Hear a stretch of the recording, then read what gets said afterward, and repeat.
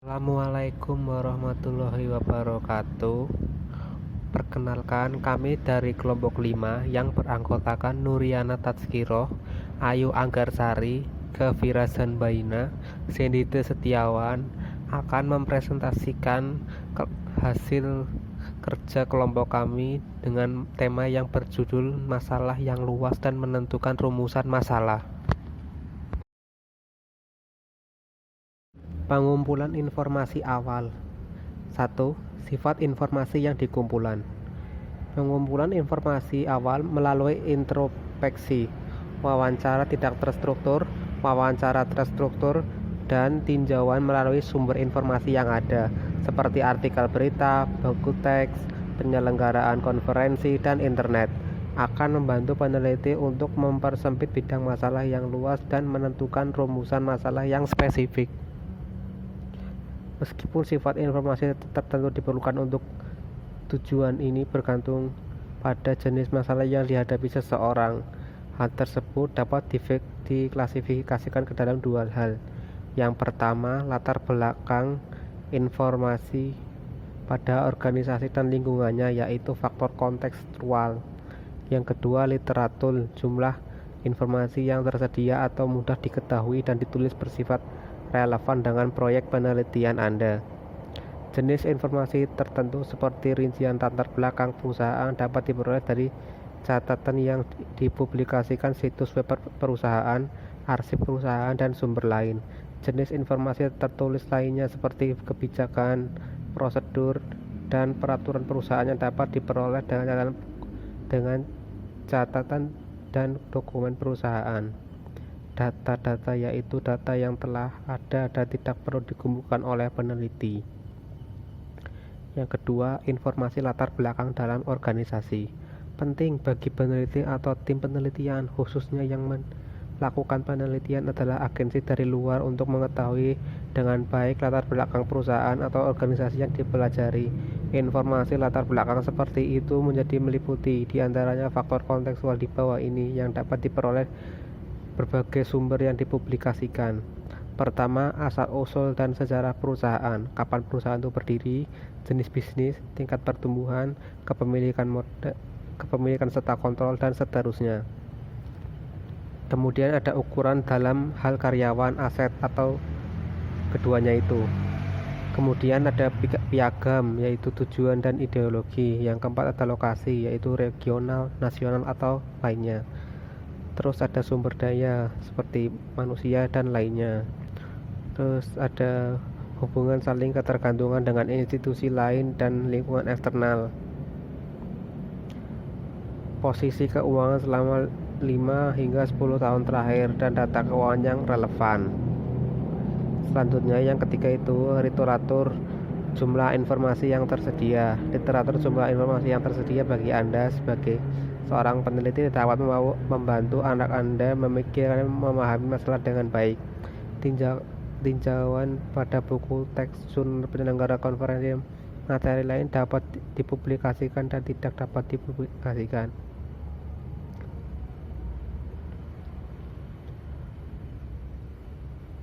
Untuk memastikan bahwa Anda memiliki kesadaran menyeluruh pada penelitian terkini dan pendapat pada era subjek, hal ini membantu Anda untuk menyusun penelitian Anda pada penelitian yang sudah dilakukan, atau dengan kata lain untuk melakukannya pada dasar informasi yang sudah ada.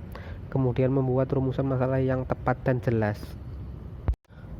Membuat rumusan masalah yang baik. Rumusan masalah yang baik melibatkan rumusan tujuan penelitian dan pertanyaan penelitian.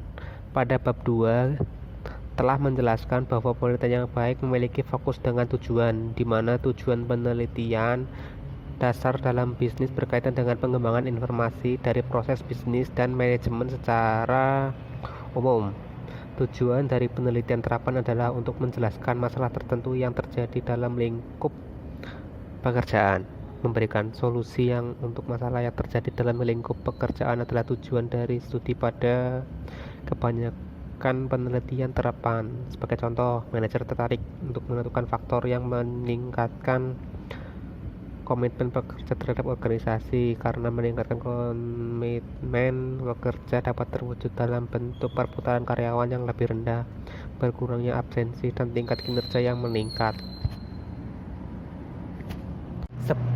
Proposal penelitian selanjutnya, yaitu sebelum penelitian dilakukan itu harus ada kesepakatan antara yang memberi wewenang penelitian dan peneliti yang mengenai masalah yang akan meneliti gitu. Jadi metodologi yang digunakan, durasi, terus biayanya juga harus dicek lah untuk memastikan bahwa tidak ada kesalahpahaman, supaya tidak ada kerugian di satu pihak nantinya.